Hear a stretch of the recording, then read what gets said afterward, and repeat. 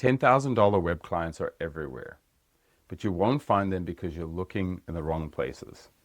After 25 years of building websites, I've learned how to attract clients who pay $10,000 or more per website and avoid the clients who don't. My last 3 projects were a $12,000 website for an event planning company, a $10,000 website for a wealth management company, and I just sent out a proposal for $15,000 to a commercial real estate company.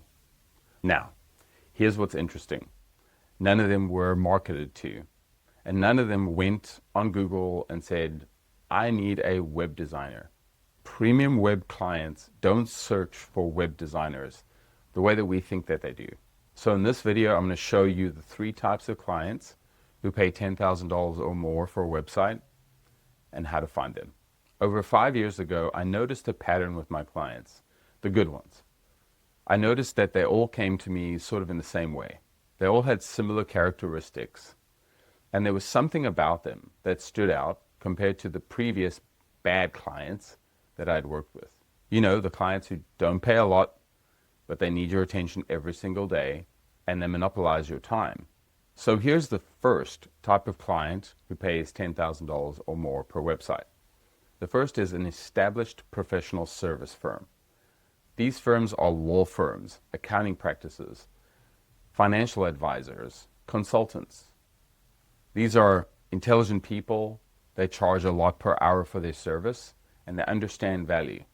These are people who don't have time to go and tinker on their own website, so they need a web designer, somebody who can design their website, build their website, manage their website, and just handle the day-to-day tasks. These types of clients are loyal. They'll stick with you for years. So once you start working with them, they'll be a long-term client for you. But here's the key and the thing to look out for with this type of client. You want to make sure that they have someone dedicated to their marketing, somebody who can be your point of contact. That's not the business owner or one of the main accountants. You don't want to be working directly with those people because it will take too long to get content from them. It'll be difficult to work with them and get the work done on time.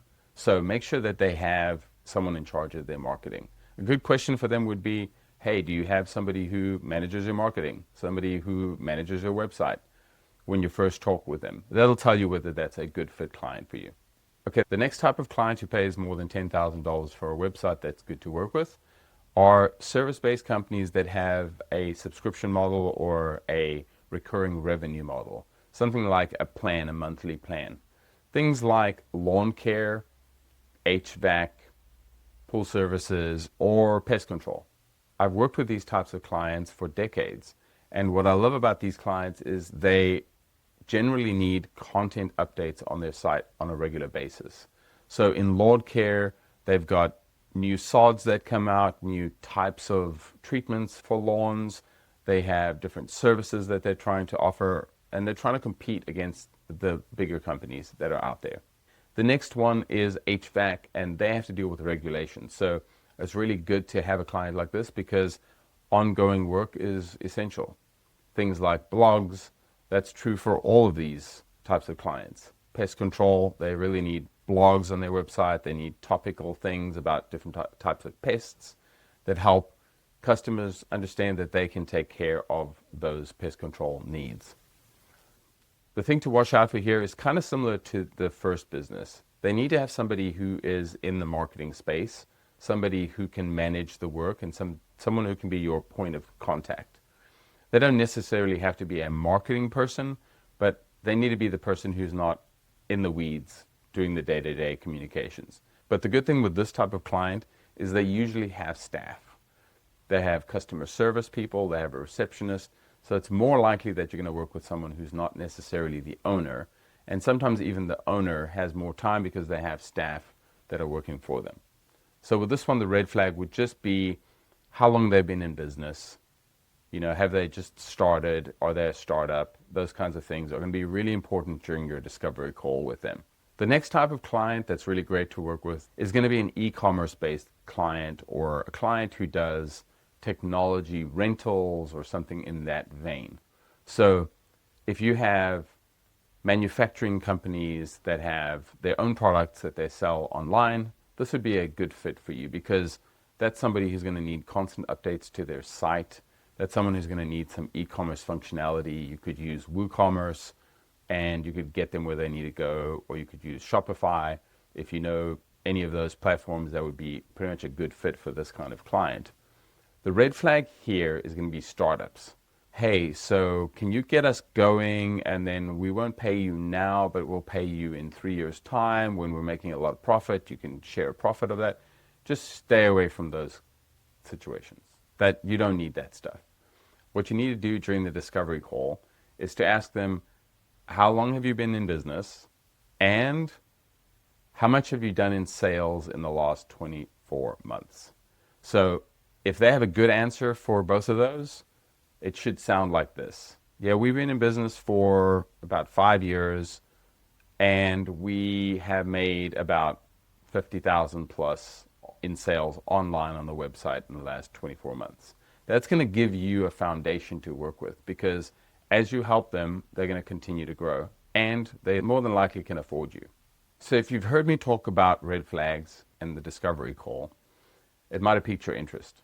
Well, the good news is I have a free link in my description to the discovery call guide, along with 4 other documents that are the foundation for how I charge more for websites, how I pick better clients, how I control scope creep, and how I build a premium web practice. It's free. The link is in the description. Go ahead and grab it. All right, so you say, Brian, this is great. These are the clients who can pay $10,000 or more. Great. Well, how do I find these clients? This is where web designers, including myself, make the big mistake. They think that these clients, these perfect clients, are just typing on Google looking for web designers. They're not. They're not even aware they need a new website most of the time. They're not thinking about their new website. They're just thinking about their business and how to run it. But what they do is they go to networking groups, they get on calls with peers, they get on calls with other entities, other business owners who are also facing challenges. And typically, here's how those conversations go. Oh, hey, I was looking at your website. That website looks amazing. The new one that you just had done, who built it for you? Or they'll say, oh man, yeah, business is going well, but we're just having issues with our online orders. We're having issues with our sales. Something's up with our website, and we're not getting anywhere with our current web person. Do you know anybody who does this? See, those conversations are very organic. And here's the key. You want to be in that conversation. You want to be the person who's on their mind. So this has happened over and over and over and over again. Now, Brian, you're saying, well, that's referrals. Well, I know about referrals. Yeah, that is referrals. Referrals are how you build your business. But you've been getting the wrong referrals. You see, you've been getting referrals from the clients you don't want. And those referrals go like this. So, hey, I'm looking for a cheap website. You know anybody who does that? Oh yeah, I got this guy or this girl who built a website for $3,000. They'll do it for you. That's the worst referral you can get. You see, you don't want to keep doing $3,000, $4,000, $5,000 websites. You want to be doing 10,000 or more websites. So here's how I figured out how to get the better referrals from clients. When I had a bad client, I didn't ask them for a referral. I told them this.